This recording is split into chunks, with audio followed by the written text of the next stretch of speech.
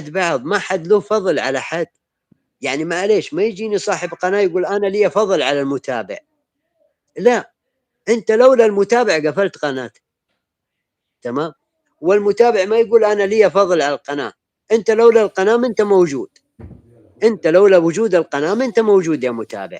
فما في حد له فضل على حد، ما في حد له فضل على حد، كلنا نخدم بعض، بس نخدم بعض بالحب، ونخدم بعض بصفاء النية، نساعد بعض، الصغير يكبر قدر الكبير، الكبير يدعم الصغير ويكبر ويفرحه.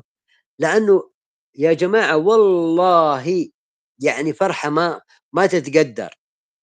يوم الصغير يقول أنا كنت ما عندي إلا 10 مشتركين، لكن القناة الفلانية وفلان الحساب الفلاني وذا وقفوا معايا ودعموني لين فعلت قناتي وصرت أربح.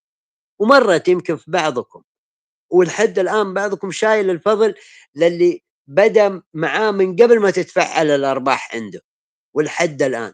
وفي بعضهم يقول لك هذا أول واحد دعمني عمري ما انساه، أول واحد لون عندي عمري ما انساه، هذا ويقولوا هذا وقف معايا في أزمتي ما انساه. شفتوا صح. هذه هي الفرحة، وهذا اللي احنا صح نبغى فعلا نوصل. يا سعودي. أنا فهذا بأكد. ردي على أختي رنا تقول عندي خبرة. لا